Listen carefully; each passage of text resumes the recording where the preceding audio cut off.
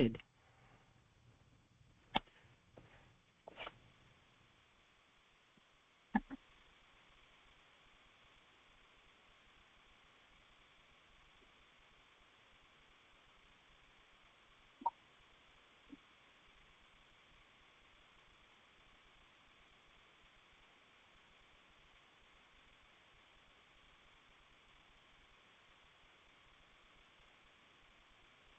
नमो लोये सौहरिदन्तानं नमो लोये सौहृदानं नमो लोये सौभागिर्यानं नमो लोये सौज्यायानं नमो लोये सौत्रिकावती सावनम् ओंकारमिन्दु संयुक्त नित्यं ध्यायन्ति योगिनः कामदमोक्षदं चैव ओंकाराय नमो नमः मङ्गलं भगवान् मङ्गलं गौतमोऽग्नि मङ्गलं कुञ्कुण्डार्यो विजेन्द्रमोसुमङ्गलं नमः सुमरिसाराय स्वानुभूत्या चकास्ते स्वभावाय भवाय सर्वाः विभावनिदाताय। સ્વાનુભૂતિ દર્શન પ્રસમમૂર્તિ પૂજ્યબહેન શ્રી ચંપાબહેનની સ્વાનુભૂતિ માર્ગ પ્રકાશક તત્વ ચર્ચા એટલે સ્વાનુભૂતિ દર્શન એનો સ્વાધ્યાય આપણે કરી રહ્યા છીએ. એમાં પ્રશ્ન 255 સુધી સ્વાધ્યાય કર્યો છે. હવે આજે આગળ લઈએ છીએ. પુસ્તકમાં પાના નંબર 153 255માં પ્રશ્ન પછીથી એના સમાધાન પછીથી પ્રશ્ન છે, અમારે આત્માની સ્વાનુભૂતિ પ્રગટ કરવા માટે શું કરવું? અમારે આત્માની સ્વાનુભૂતિ પ્રગટ કરવા માટે શું કરવું? પૂજ્યબહેન શ્રી જવાબ આપે છે, સ્વાનુભૂતિ નિર્વિકલ્પ દશા પ્રગટે ત્યારે થાય છે. અવિકલ્પ દશામાં અનુભૂતિ નથી. સ્વાનુભૂતિ સ્વની અનુભૂતિ નિર્વિકલ્પ દશા પ્રગટે ત્યારે થાય છે. નિર્વિકલ્પ દશા પ્રગટે એટલે એનો અર્થ એ થયો કે જે જ્ઞાન મન તરફ વળી રહ્યું છે એ જ્ઞાન મનથી સ્વ તરફ વળે, ઉપયોગ સ્વ તરફ વળે એટલે સ્વની અનુભૂતિ થાય અને એ વખતે વિકલ્પ નથી. એટલે કહે છે કે સ્વાનુભૂતિ નિર્વિકલ્પ દશા પ્રગટે ત્યારે થાય છે. તે પહેલા હું જ્ઞાયક છું એમ વારંવાર જ્ઞાનમાં રટણ કર્યા કરવું, દ્રઢતા કરવી, જ્ઞાયક છું. આ વિકલ્પ આવે તે મારું સ્વરૂપ નથી. વિકલ્પથી પણ હું જુદો છું. વિકલ્પ મારું સ્વરૂપ નથી. વિકલ્પથી હું જુદો છું. જે મંદ કે તીવ્ર વિભાવો આવે તે બધાથી જુદો હું ચૈતન્ય છું. એ બધા પરિણામ મંદ કશાયના કે તીવ્ર કશાયના એ શુભાશુભ ભાવના પરિણામો છે. એ બધાથી જુદો હું ચૈતન્ય છું. એમ વારંવાર ચૈતન્યની મહિમા લગ્ની તેનું અંતરમાં રટણ રહેવું જોઈએ. હું જ્ઞાયક છું. હું વિકલ્પ વગરનો નિર્વિકલ્પ તત્વ છું. વિકલ્પ છૂટી જાય તો હું કાંઈ શૂન્ય નથી થઈ જતો. વાસ્તવમાં વિકલ્પને કારણે તો મારે ભવના ભ્રમણ થાય છે. વિકલ્પ મારું સ્વરૂપ પણ નથી. તે વિકલ્પ છૂટી જાય તો હું કાંઈ શૂન્ય નથી થઈ જતો, પણ અંતરમાં જે ભરેલું છે તે પ્રગટ થાય છે. વિકલ્પ શૂન્ય થાય તો એ બધું પ્રગટ થાય, સ્વરૂપની અનુભૂતિ થાય, સ્વાનુભૂતિ થાય. મારામાં એટલે કે જ્ઞાયક માત્ર આત્મામાં બધું પૂરેપૂરું છે તેમ વારંવાર તેની ભાવના, રટણ, તેનો વિચાર એ સંબંધીનું વાંચન કરવા જેવું છે. જ્ઞાયકના આંગણે ટેલ મારવા જેવી છે. ટેલ મારવી, ફર્યા કરવું, ત્યાં જ ફર્યા કરવું, જ્ઞાયકના આંગણામાં જ રહેવું, ત્યાંથી બહુ દૂર જવું નહીં. ઊંટે બંધાઈ જાય તો પછી ઢોર બહુ દૂર સુધી જાય નહીં. જેટલું દોરડું લાંબુ હોય એટલામાં ફરે. આપણે જ્ઞાયકના ખૂંટે બંધાઈ રહીએ તો પછી બહુ દૂર જવાય નહીં. આત્માથી બહુ દૂર ન જવાય, પાછા ત્યાં જ આવી જઈએ. વાત વાતમાં પોતાના જ્ઞાન સ્વભાવનો જે નિર્ણય થયો છે કે હું તો જ્ઞાયક છું ત્યાં આવી જઈએ. તો 256માં પ્રશ્નનું સમાધાન થયું. એ પછી 257મો પ્રશ્ન છે. વાંચન વિચાર કરતા ભેદના રસ્તે ચડી જવાય છે. અનાદિની ટેવ છે ને, વાંચન કરતા વિચાર કરતા એમ કે ભેદના રસ્તે ચડી જવાય છે, અનાદિની ટેવ છે ને. સમાધાન આપતા બેન્થ્રી કહે છે કે ભેદના રસ્તે ચડી જવાય તો વારંવાર લક્ષ પોતા તરફ કર્યા કરવું. શુક્ર ભેદના રસ્તે રહેવું, ખબર પડે છે કે ભેદના રસ્તે ચડી ગયો, બીજી જગ્યાએ આડો ચડી ગયો, તો ત્યાંથી પાછા ફરવું, લક્ષ પોતા તરફ કર્યા કરવું. જ્યાં સુધી અંતરમાં લીન નથી થયો, અંતરમાં દ્રષ્ટિ નથી ગઈ, ત્યાં સુધી વિકલ્પ ક્યાંક ને ક્યાંક તો ફર્યા કરે છે. જ્યાં સુધી અંતરમાં લીન નથી થયો એટલે કે સ્વરૂપની અનુભૂતિ નથી થઈ, એ તરફનું લક્ષ થયું જ નથી, તો પછી એને વિકલ્પો બહારના ને બહારના ક્યાંક ને ક્યાંક આવવાના જ છે.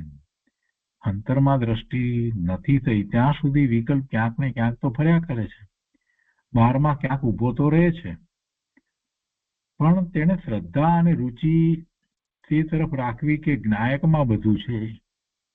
શ્રદ્ધા અને રુચિ જ્ઞાયક ના રાખવા, જ્ઞાયકમાં બધું છે, પોતે જ્ઞાન સ્વભાવી ભગવાન આત્મા પોતામાં બધું છે, એની રુચિ કરવી, એની રુચિ રાખવી, જ્ઞાયકમાં બધું છે, પણ આ બહારમાં કાંઈ નથી. એટલે આ બધામાં રોકાવા જેવું નથી, બહારમાં રોકાવા જેવું નથી. જ્ઞાયકમાં રહી શકતો નથી એટલે બધું આવ્યા વગર રહેતું નથી, એટલે વચ્ચે આવે છે. પણ શ્રદ્ધા તો જ્ઞાયકની જ રાખવી, ભલે એવા વિકલ્પ આવે ત્યારે પણ શ્રદ્ધા તો વારે વારે જ્ઞાયકની જ કર્યા કરવી. હું તો ભગવાન આત્મા જ્ઞાન આનંદ સ્વરૂપ છું. ઘણી બધી વાતો બને, કેટલી બધી વાતો વિચાર બધું ચાલે, ત્યાર પછીથી બસ હું તો ભગવાન આત્મા જ્ઞાન સ્વરૂપ છું. અને એનો સહેલો રસ્તો તો એ છે કે પોતાનું નામ બદલી નાખવું. આ વર્તમાન પર્યાયને જે નામ મળ્યું છે ને, વર્તમાન પર્યાય, મનુષ્યની પર્યાય, પુરુષ કે સ્ત્રી થયો છે તો જે નામ મળ્યું છે ને, એ પોતાની ઓળખ નથી, એ શરીરની ઓળખ છે. અને એનાથી જુદો હું ભગવાન આત્મા, મારું નામ તો ઓમ છે. ઓમ એટલે જ્ઞાન સ્વરૂપ છું. જ્ઞાન સ્વરૂપ કહો કે જ્ઞાયક કહો, તો ઓમ બોલી અને પોતા તરફ વળી જવું. ઓમ એટલે પોતે, પોતાનું નામ બદલી નાખવું, પોતાની સાચી ઓળખ તો એ જ છે.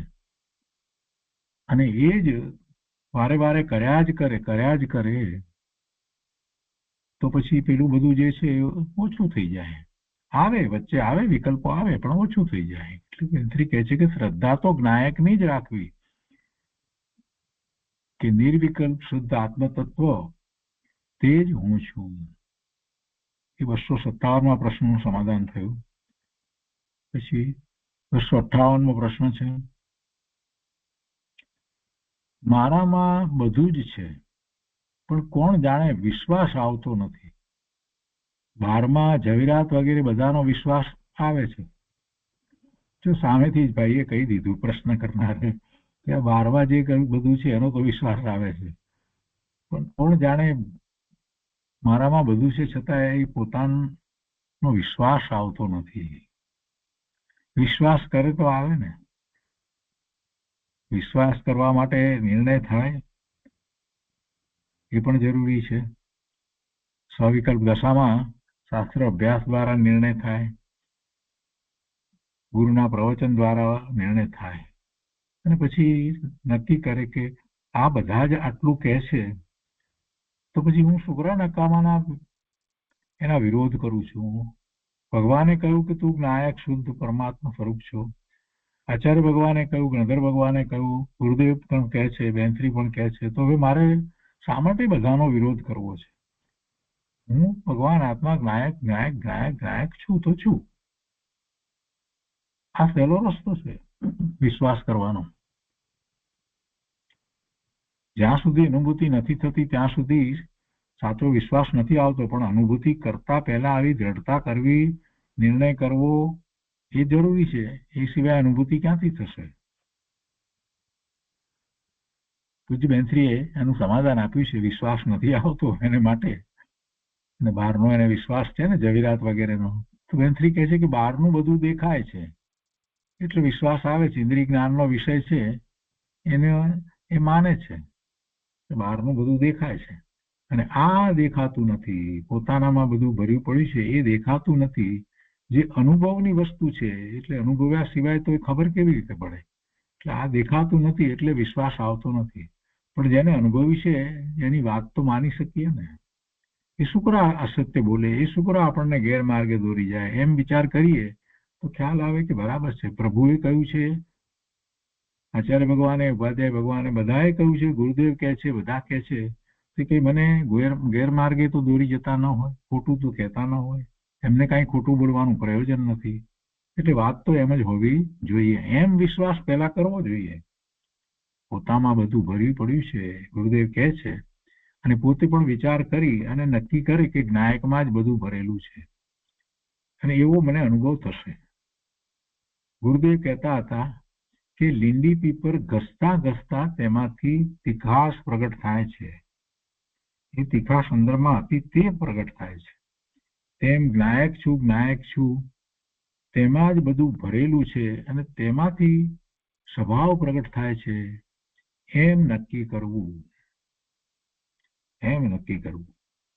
આગળ કહે છે કે જેમ છાશને વારંવાર ભલોવ્યા કરે તો માખણ જુદું પડે છે, તેમ વારંવાર ભેદ જ્ઞાન કરવાથી વારંવાર હું જુદો છું એમ જ્ઞાનમાં અભ્યાસ કરે તો જુદો છે તે પ્રગટપણે જુદો પડે છે.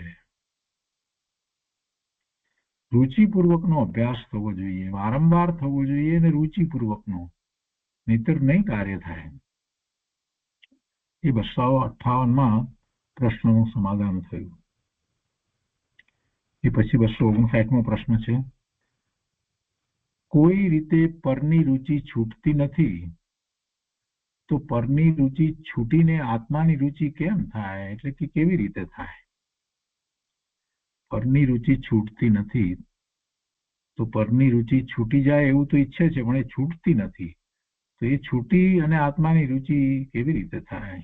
કેમ થાય? પૂજ્ય બેનશ્રી સમાધાન આપે છે કે પરની રુચિ તોડતા તેને પરસેવા ઉતરી જાય છે.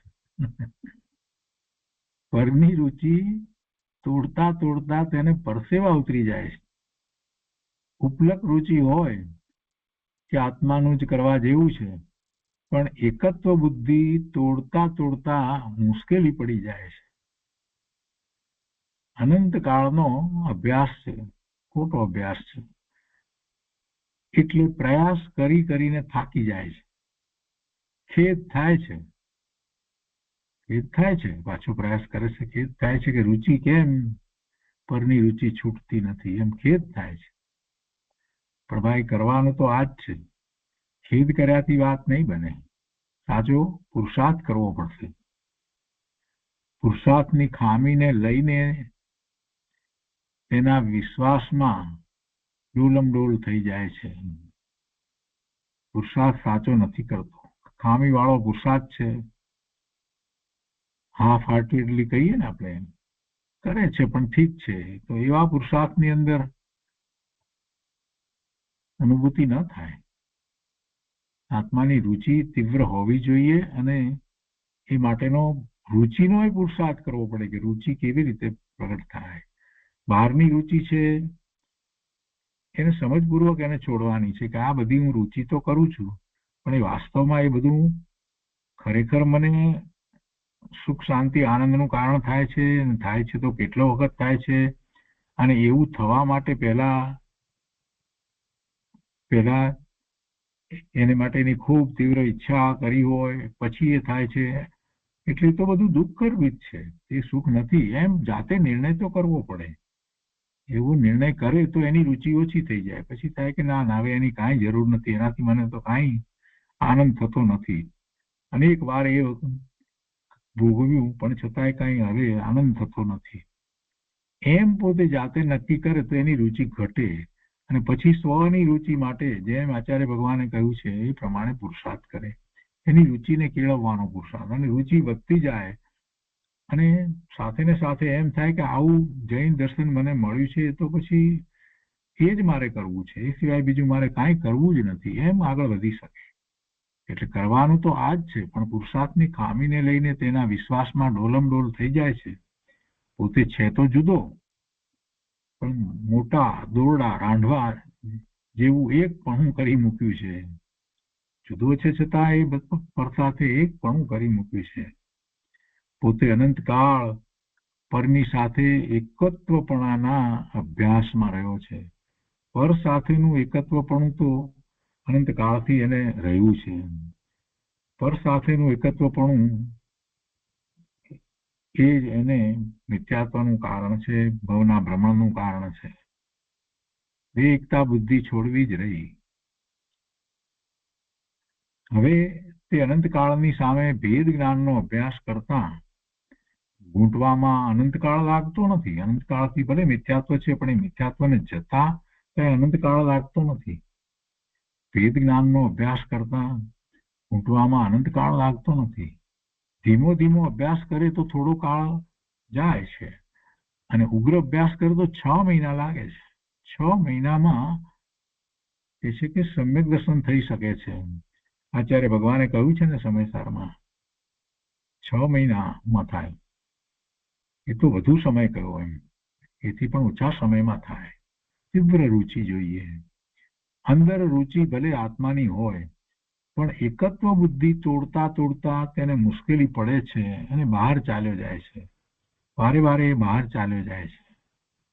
રુચિ આત્માની થઈ છે, નથી થઈ એવું પણ નથી, પણ પર સાથે એકત્વ તોડતા તોડતા એને મુશ્કેલી પડે છે. ભૂતકાળમાં જે કંઈ બનાવો બન્યા છે બધામાં એ હતો એવું આજ દિવસ સુધી એને હંમેશા વિચાર્યું છે કે એમાં હું હતો, એ વખતે હું આમ હતો, એ વખતે હું આમ હતો, એમ ભૂતકાળ વિચારે છે. ત્યાં દરેકમાં, દરેક પ્રસંગમાં, દરેક સંયોગમાં, દરેક કાર્ય થયા જે પરના એ બધામાં પોતાનું કાંઈક કરવા પણ રહ્યું છે, અને એનું એને અભિમાન છે. એના અભિમાન છૂટતા નથી. હજી એકત્વ જતું નથી. એકત્વ છોડવું છે ને એટલે એ સહેલી વાત નથી. પૂજ્ય બેનશ્રી કહે છે કે એકત્વ બુદ્ધિ તોડતા તોડતા તેને મુશ્કેલી પડે છે અને બહાર ચાલ્યો જાય છે. પાછો એમાં જ બહારના વિચારોમાં ચાલ્યો જાય છે. આગળ કહે છે પોતાના અને પરના લક્ષણને ઓળખીને આ દ્રવ્ય ગુણ પર્યાય મારા છે અને આ પૂતગળના છે. આ દ્રવ્ય ગુણ પર્યાય મારા છે અને આ દ્રવ્ય ગુણ પર્યાય પૂતગળના છે. એમ બરાબર ભેદ જ્ઞાન કરતા પ્રજ્ઞાક્ષીણી સાંધની સૂક્ષ્મ રગ જોઈને ચારે બાજુ ફરી વળે છે અને કોઈ જગ્યાએ સાંધ રહેતી નથી. સરખા બે ભાગ થઈ જાય છે. સૂક્ષ્મતાથી લઈએ તો ગુણના ભેદ, પર્યાયના ભેદ કે કોઈ પણ જાતના રાગ મિશ્રિત ભાવ, જે ભાવ આવે તે બધાથી છૂટો પડી જાય છે. બધાથી છૂટો પડી જાય છે. પ્રજ્ઞાક્ષીણીની વાત લીધી છે ને, જુદું છે એટલે જુદું પડે છે. જ્ઞાનમાં બધું જાણે છે, પણ એકત્વ બુદ્ધિ જ્યાં જ્યાં હોય ત્યાં બધેથી છૂટો પડી જાય છે. શુભ ભાવો કે જ્યાં પોતાને બહુ રસ લાગે છે તેવા ભાવો, ગુણ પર્યાયના ભેદો વગેરે જે સૂક્ષ્મ સૂક્ષ્મ ભાવો આવતા હોય તે બધામાં ચારે બાજુ પ્રજ્ઞાક્ષીણી ફરી વળે છે, જ્ઞાન ફરી વળે છે અને જુદું પાડી દે છે કે આ નહીં, આ નહીં, આ નહીં, આ નહીં. બધામાં શુભ ભાવ આવે તો કે ના એ પણ નહીં, એ પણ મારું સ્વરૂપ નહીં. આ લક્ષ પરનું થયું છે તો કે ના એ પણ હું નહીં, એ મારાથી જુદું ભિન્ન છે. એમ એ જ્ઞાન ફરી વળે છે. એ પ્રજ્ઞાક્ષીણી છે અને એ જ્ઞાન દ્વારા એ સ્વથી જે જુદું છે એ બધાને જુદું પાડી દે છે. બધું પોતાથી જુદું છે અને જુદું પાડે છે. જ્યાં જ્યાં એકતા કરી છે એ બધાનો વિચાર કરી અને એને જુદું પાડે છે. એમ પ્રજ્ઞા છીણી ફરી વળે છે અને ચોખ્ખા બે ભાગ કરી નાખે છે. આ ચૈતન્યનો ભાગ અને આ વિભાવનો ભાગ, એમ બે ભાગ કરી નાખે છે. બહુ સરસ સમાધાન આપ્યું છે. તો એ 259માં પ્રશ્નનું સમાધાન થયું. એ પછી 260મો પ્રશ્ન છે. સમયસાર ગાથા 17-18માં ભગવાન આત્મા સૌને અનુભવમાં આવતો હોવા છતાં પોતાને આત્મજ્ઞાન ઉદય થતું નથી, તેમાં દ્રષ્ટિની ભૂલ છે તેમ બતાવ્યું છે.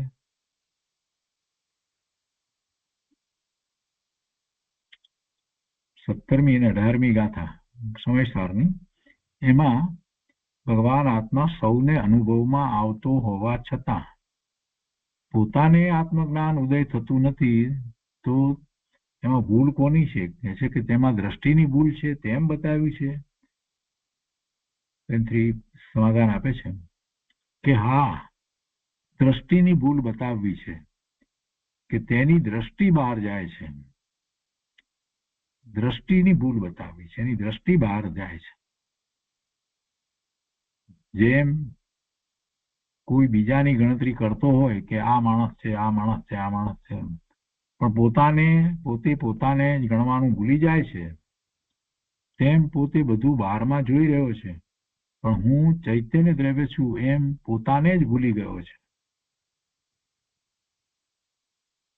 પોતાને ગણતો નથી, પોતાને ભૂલી ગયો છે, બીજાને ગણ્યા કરે છે. પેલા 7 મૂર્ખા ભાઈઓ નીકળ્યા અને પછી કે ભાઈ આપણામાંથી કોઈ ખોવાઈ ન જાય એટલે આપણે ગણવું, એટલે બધા ઉભા રહે ને એક વ્યક્તિ ગણે એટલે 6 થાય. તો કે ના, તે બરાબર નથી ગણ્યું, એટલે એ કે તું ઉભો રહે, હવે હું ગણું. તો એ ગણે ત્યારે પણ 6 જ થાય, કેમ કે દરેક વખત જે ગણે એ પોતાને ગણતો ન હતો. કોઈ બીજાને કહ્યું કે મારો એક ભાઈ ખોવાઈ ગયો છે, અને એને ગણ્યું તો એને 7 થયા, કે અરે તમે તો 7 છો, એટલે આનંદમાં આવી ગયા.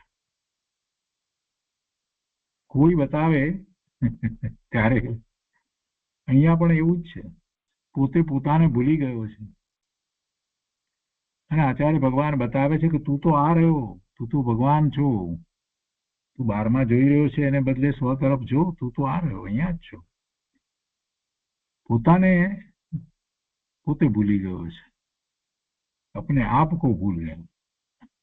આ માણસ છે પણ પોતાને ગણવાનું ભૂલી જાય છે. તેમ પોતે બધું બહારમાં જોઈ રહ્યો છે, પણ હું ચૈતન્ય દ્રવ્ય છું એમ પોતાને જ ભૂલી ગયો છે. એ તો યાદ કરતો જ નથી દિવસમાં ક્યારેય.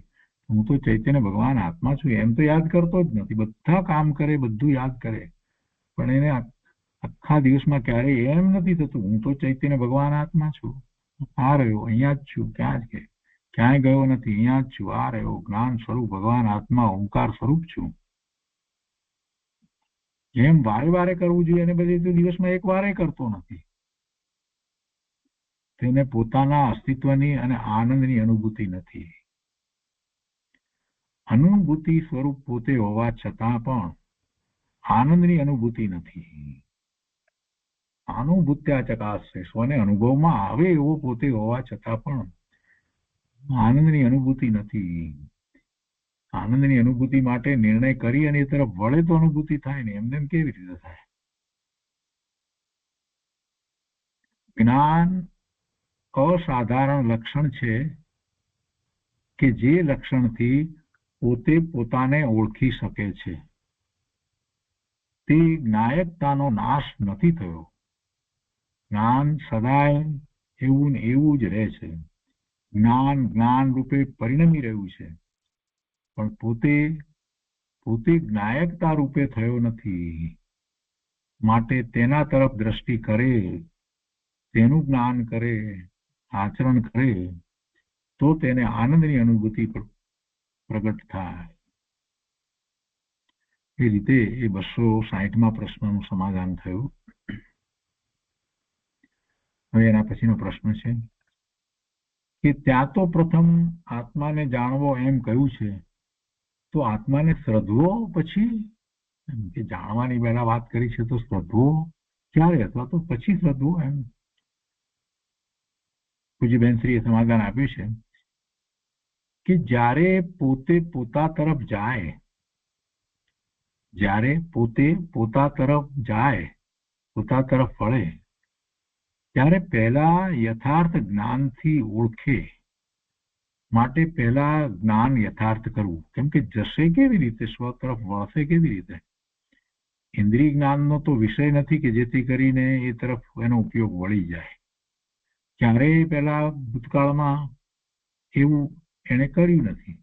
તો હવે એ તરફ, આત્મા તરફ વળવું કેવી રીતે? આત્મા તો અમૂર્તિક છે, એ તો દેખાતો નથી, ઇન્દ્રિય જ્ઞાનનો વિષય પણ નથી. અને ભૂતકાળમાં ત્યારે એ આત્મા તરફ વળ્યો નથી. તો એ આત્મા તરફ વળવું એટલે પોતાના જ્ઞાન દર્શનના ઉપયોગને આત્મા તરફ વાળવા કેવી રીતે? કોઈ બી જળ પદાર્થ હોય એ ઇન્દ્રિય જ્ઞાનનો વિષય હોય, એટલે આંખથી દેખાય કે કાન દ્વારા સંભળાય તોય કે જીભ દ્વારા ચાખીએ તો ખ્યાલમાં આવે, એવું કાંઈ પણ હોય કે સ્પર્શથી કે કોઈ પણ રીતે, તો એનું લક્ષ્ય થઈ જાય, એ તરફ ઉપયોગ વળે. પણ એમાંનું તો કાંઈ છે નહીં. હવે કેવી રીતે કરવું, કેવી રીતે કરવું? તો એને પોતે સ્વ તરફ વળવું છે. તો સ્વ કેવું છે એનો ખૂબ ખૂબ અભ્યાસ કરી અને એવી સ્વ વિશેની પોતાની એક ઓળખ ઊભી કરવી જોઈએ. એ ઓળખ ઊભી કરે એટલે સ્વ કહેતા એ વાત તરત જ ખ્યાલમાં આવે કે આ સ્વ કહેવાય. આ જ્ઞાન સ્વરૂપ અસંખ્ય પ્રદેશ, અનંત ગુણ એવી આ સત્તા જે પડી છે, જે આ શરીર જે ક્ષેત્રમાં, આકાશના જે ક્ષેત્રમાં રહ્યું છે તે જ ક્ષેત્રને વિશે આ રહ્યો છે, જે ચેતન છે, જે જ્ઞાન સ્વભાવી છે, તે આ હું, એ હું, એનું લક્ષ્ય કરવાનું છે. એટલે પોતા માટેનો પાક્કો નિર્ણય કરી લે છે તો સ્વ તરફ વળે. અહીંયા કે છે કે જ્યારે પોતે પોતા તરફ જાય ત્યારે પહેલા યથાર્થ જ્ઞાનથી ઓળખે માટે પહેલા જ્ઞાન યથાર્થ કરવું, પછી પ્રતીતિ કરવી, એવી શ્રદ્ધા કરવી કે એ જ હું છું, એ જ સિદ્ધ સમાન શુદ્ધ સ્વરૂપ જે છે એવું જ હું જ્ઞાન ઘન ભગવાન આત્મા છું, આ એવી જ પ્રતીતિ કરવી અને પછી આચરણ કરવું, તેમ ક્રમ લીધો છે. એવી પ્રતીતિ કરે અને પ્રતીતિ કરી અને એ તરફ વળે છે તો સમ્યક દર્શન થાય છે. અને એ વખતે જ આચરણ થઈ જાય છે. સમ્યક દર્શન, સમ્યક જ્ઞાન, સમ્યક ચારિત્ર ના પરિણામ થઈ જાય છે. અને પછી વિશેષપણે આચરણ એનું થાય છે, એટલે ચારિત્રનો પુરુષાર્થ થાય છે. કે છે કે એ જ ક્રમ લીધો છે. અનાદિની પોતાને સાચી સમજણ થઈ નથી.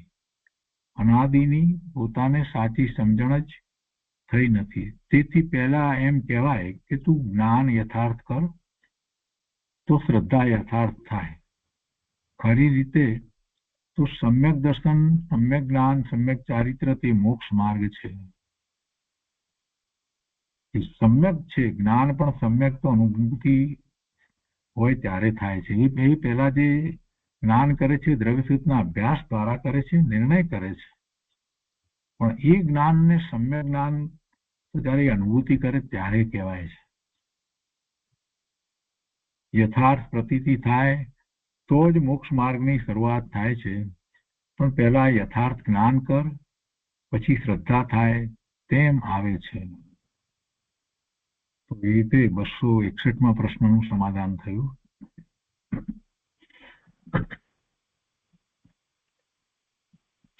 હવે એના પછીનો પ્રશ્ન છે, પ્રથમ શું હોય, શ્રદ્ધા કે જ્ઞાન? સમજ્યો નથી ને એટલે આવા જ પ્રશ્ન કર્યા કરે છે. ડેપ્થમાં જાય ને, સમજતી વખતે જે ચિંતન કરે ને એ જ વખતે ગુરુદેવના પ્રવચન ને બરાબર બીજો કોઈ વિકલ્પ લાવ્યા વગર કરે ને તો એને ખ્યાલ આવે કે શ્રદ્ધા ને જ્ઞાન એક સાથે જ છે. શ્રદ્ધા ને જ્ઞાન કઈ પહેલા આ ને પછી આ એવી કોઈ વાત નથી હોતી ભાઈ. અહીંયા કહે છે કે સાચી સમજણ વગર યથાર્થ શ્રદ્ધા થતી નથી અને યથાર્થ શ્રદ્ધા વગર જ્ઞાન યથાર્થ થતું નથી. સમ્યક જ્ઞાન અને સમ્યક શ્રદ્ધા એ બંને સાથે થાય છે. પણ જ્યારે એ નથી થયું ત્યારે સવિકલ્પ દશામાં પણ એકલું જ્ઞાન નથી હોતું, એની સાથે એટલું શ્રદ્ધાન પણ હોય છે, અનુભૂતિ વિનાનું એટલું શ્રદ્ધાન પણ છે. એમ જ્યારે જ્ઞાન કર્યું કે આત્મા છે તે અનંત ગુણ નો પિંડ છે, એને અસંખ્ય પ્રદેશ છે, તો આ જ્ઞાન કર્યું તો પછી એટલી જ એને એવી શ્રદ્ધા પણ છે કે ના એમ જ છે, આત્મામાં અનંત ગુણ છે ને છે, અને એના અસંખ્યાત પ્રદેશ છે તો એટલા જ છે, બીજા એથી વધારે પ્રદેશ થઈ શકે નહીં કે એનાથી એક પ્રદેશ ઘટે નહીં. એ રીતે ગુણ જેટલા છે તેટલા અનંત જ રહે, એમાં એક પણ ગુણ વધે ઘટે નહીં. આવી પાછી શ્રદ્ધા કરે, દ્રઢતા કરે છે ને આ જાણ્યા પછીની શ્રદ્ધા છે.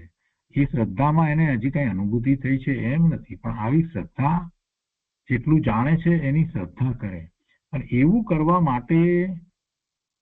કરવા માટે એને જીનવાણીનો જ આશ્રય લેવો જોઈએ, નહીતર પછી જ્ઞાન ને શ્રદ્ધા બધું ખોટું થઈ જશે. સાચી સમજણ કહ્યું છે ને, તો સાચી સમજણ કેવી રીતે થાય? તો જીનવાણી દ્વારા થાય. જે પરમ સત્ય છે એ દ્વારા એવો અભ્યાસ, એટલે એ માહિતી જ્ઞાન કહેવાય, છતાં પણ એ માત્ર માહિતી રૂપે ન રહી જાય, અને એને એવી શ્રદ્ધા પણ થાય કે એ વાત મારી છે, એ જ મારું સ્વરૂપ છે. એવું ભલે અનુભૂતિ નથી છતાં પણ એવું શ્રદ્ધાન થવું જોઈએ, પછી જ આગળ વધાય. એ સિવાય તો આગળ વધાતું જ નથી. હજી નિર્ણય જેવો નથી થયો, એવી શ્રદ્ધા જ નથી વર્તતી કે હું તો ભગવાન આત્મા છું, હું તો શુદ્ધ છું, હું પૂર્ણ છું, હું પવિત્ર છું. આ બધું જાણ્યું પણ એવી શ્રદ્ધા સાથે સાથે કરતા જવાની હતી, એ ન કરી હોય તો બધા વર્ષ આ જે સ્વાધ્યાયના જે ગાળ્યા એ બધા પાણીમાં ગયા. એટલે જેટલો અભ્યાસ થયો, જેટલી ચર્ચા વિચારણા થઈ, એમાંથી જે કંઈ પ્રાપ્ત થયું એ બધું પોતાની પર ઉતારી અને એવી શ્રદ્ધા કરી હોય તો કામ સહેલું થાય, નહીતર તો અનુભૂતિ કરવી બહુ અઘરી થઈ જાય. એટલે સાચી સમજણ કઈ છે એનો અર્થ આ છે. તો એ 262માં પ્રશ્નનું સમાધાન થયું. તે પછી 263મો પ્રશ્ન છે, તો અમારે જ્ઞાન પણ કરવું અને શ્રદ્ધા પણ કરવી? અરે પ્રભુ, તારે શું કરવું છે? તું વ્યવહારમાં એમ જ કરી રહ્યો છે. કોઈ પણ વસ્તુ વિશેનું જે જ્ઞાન કરી અને એના વિશે તું વિશ્વાસ કરે છે ને, તે એ જ વખતે કરે છે ને, એની શ્રદ્ધા એ જ વખતે કરે છે ને. નાના નાના પદાર્થો જે કંઈ છે, તને એ ક્યારેય જો કોમ્પ્યુટર ના જોયું હોય એક વ્યક્તિએ અને એને બતાવવામાં આવે ને પછી કઈ જો આમાં આમ થાય, આમ થાય, આમ થાય, પછી કઈ આને કોમ્પ્યુટર કહેવાય, તો શ્રદ્ધા કરે છે ને કે આ એ કોમ્પ્યુટર કહેવાય, ભલે એને કઈ કોમ્પ્યુટર ચલાવતા આવડતું નથી. તો વ્યવહારમાં તો આવું બધું ઘણી રીતે કરે છે. આ મોટર કાર છે અને એ પેટ્રોલથી ચાલે છે, તો શ્રદ્ધા કરે છે ને. એને ક્યાં પેટ્રોલ અંદર ભર્યું છે કોઈ દિવસ કારમાં, કે એને કાર ચલાવી નથી, તો એને પણ શ્રદ્ધા છે કે કાર પેટ્રોલથી ચાલે છે. એમાં કઈ એનું પ્રેક્ટિકલ તો છે જ નહીં, એની પાસે કાર પણ નથી, છતાં એ એમ જ કે છે કે આ ટ્રક બધી જે છે તે ડીઝલથી ચાલે છે. એને ડીઝલ કે ટ્રકમાં ભર્યું નથી કે ટ્રક ચલાવી નથી, તો એ કહે જ છે ને, જાણ્યું છે ને. પાછું એનો એ પ્રમાણે એની શ્રદ્ધા છે કે ના, ટ્રક છે તે ડીઝલથી ચાલે છે, એમાં ડીઝલ ભરાય છે, અને ડીઝલ એને ક્યાં જોયું છે, એને ક્યાં ખબર છે, તો પણ એમ કે છે ભર્યું નથી, કાંઈ નથી, ટ્રકમાં બેઠો નથી. તો આ બે વસ્તુ સાથે થાય છે, એ તો વ્યવહારમાં તો કરી રહ્યો છે. તો પાછો અહીંયા પ્રશ્ન કરે છે કે અમારે જ્ઞાન પણ કરવું અને શ્રદ્ધા પણ કરવી. અરે ભાઈ, શું આ તું પ્રશ્નો ખાલી ખોટા કરે છે? જરા 5 મિનિટ શાંત ચિત્તથી બેસને, ગુરુદેવના પ્રવચનનો વિચાર કરને, શાસ્ત્રમાં આવેલી વાતનો વિચાર કરને. એ વિચાર કરે છે ને એને તું માને છે, સ્વીકારે છે કે ના બરાબર છે, આમ જ છે, તો શ્રદ્ધા થઈ ગઈ. પણ તું એ જે વાત આવી એને એક કાનથી સાંભળીને બીજે કાનથી કાઢી નાખે છે, અને પછી ભલે સ્મૃતિમાં રહી ગયું યાદ, તો ક્યાંક વાત આવે ત્યારે કે અમે સાંભળ્યું હતું સોનગઢમાં, તો એમાં એને શ્રદ્ધા નથી કરી અને જ્ઞાને સાચા અર્થમાં કર્યું નથી. એ માહિતી રૂપે રહ્યું એટલું જ, અને એ માહિતી રૂપે રહેલું એ થોડા વખત પછી ભૂલી જવાય છે.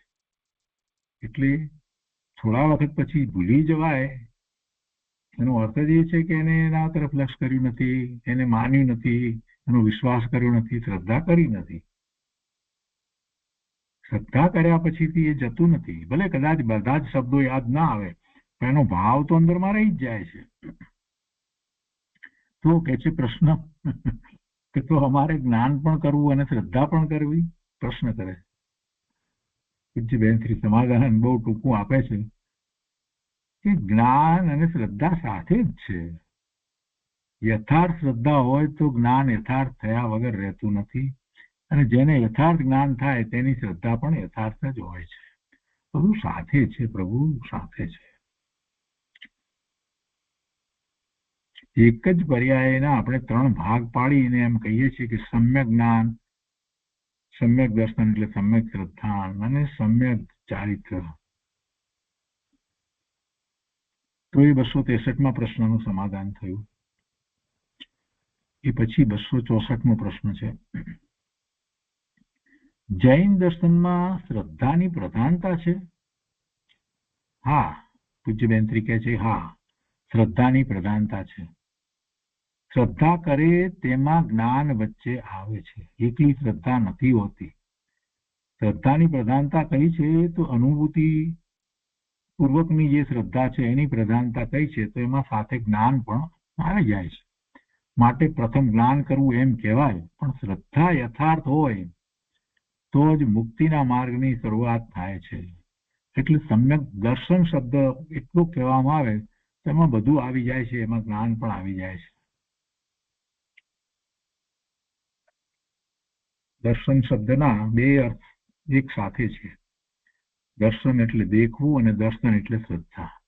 એક સમ્યક દર્શન કહેતા જે પ્રતિભાસ જે થાય છે, દેખવું થાય છે, એ અને એ જ શ્રદ્ધાનું કારણ છે, એટલે એને સમ્યક દર્શન કહ્યું છે. અને સાથે એનું જ્ઞાન છે, એવું આત્માનું જ્ઞાન પણ છે, અને એ વખતે આનંદની અનુભૂતિ છે, એટલે એવું ચારિત્ર પણ છે. એટલે સમ્યક દર્શન, સમ્યક જ્ઞાન, ચારિત્રાણી મોક્ષ માર્ગ એમ કહેવામાં આવ્યું. એ પછીથી 265મો પ્રશ્ન છે. શું મુમુક્ષુને આત્મા પ્રાપ્ત કરવા જતા દેવશાસ્ત્ર ગુરુ પ્રત્યે શુભ ભાવ આવે જ? એમ આવે જ. એવું ના બને કે એના પ્રત્યે શુભ ભાવ ના આવે ને સીધો એ આત્મામાં પહોંચી જાય, આત્મામાં જ રહે, પછી શુભ ભાવ આવે જ નહીં. આવે જ એમ દેવશાસ્ત્ર ગુરુ પ્રત્યે શુભ ભાવ આવે જ. કેવો પ્રશ્ન કર્યો છે. પૂજ્ય બેન શ્રી કહે છે કે હા, મુમુક્ષુની ભૂમિકામાં, કેમ કે મુમુક્ષુ છે ને એટલે શુભભાવ તો રહેશે જ. કેવળ જ્ઞાન પ્રગટ કરે પછી કોઈ શુભભાવ નથી રહેતા. 7મા ગુણસ્થાનથી ઉપર ક્યારે કોઈ પ્રકારે શુભભાવ નથી, ત્યાર પછીથી શુભભાવ નથી. પણ 7માથી નીચે આવે, 6 આવે ત્યારે શુભભાવ છે.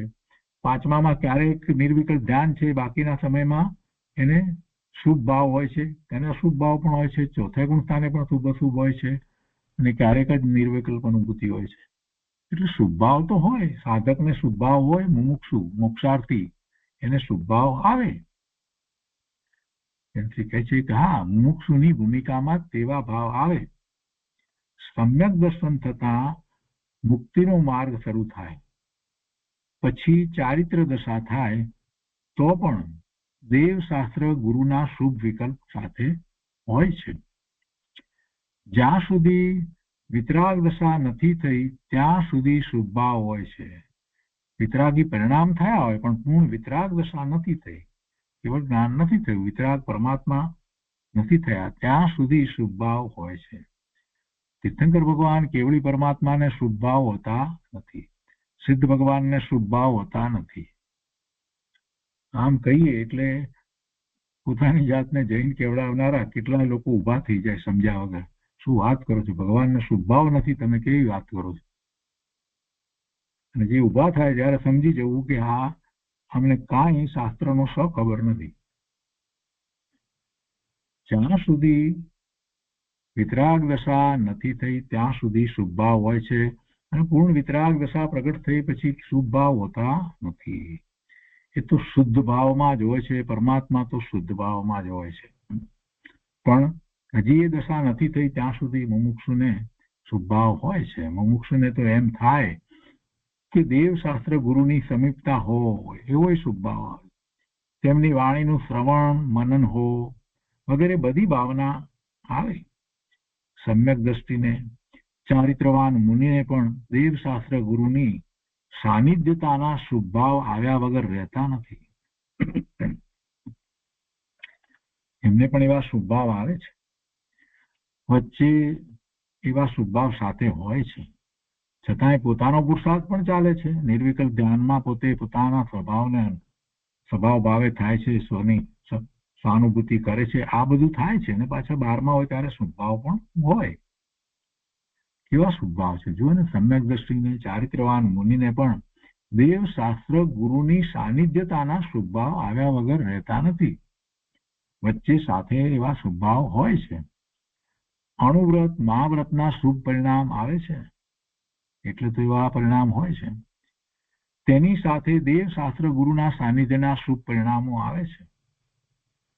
બહારનો યોગ કેટલો હોય તે વાત જુદી, પણ તેની ભાવના તો આવી હોય છે. એટલે બહારનો એવો યોગ કેટલો થાય એ બધી વાત જુદી છે. ગુરુનું સાનિધ્ય કેટલું મળે એ બધી વાત જુદી છે. પણ ગુરુનું સાનિધ્યનો એવો શુભ ભાવ આવે. મુમુક્ષુને પણ એવા ભાવ આવે. દેવ ગુરુ શાસ્ત્ર પ્રત્યે અહોભાવ ને શુભ ભાવ આ બધું હોય. તો એ 265માં પ્રશ્નનું સમાધાન થયું.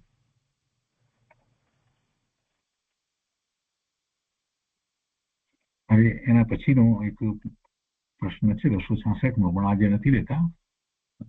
પાત્ર શિષ્ય સમ્યક દર્શન પ્રાપ્ત કરવા માટે કેવું ચિંતન મનન કરે કે જેથી તેને શીઘ્ર પ્રયોજનની સિદ્ધિ થાય. આ ચિંતન મનનની વાત આપણે હવે આવતા સ્વાધ્યાયમાં લઈશું. આજનો સ્વાધ્યાય અહીંયા સુધી રાખીએ છીએ.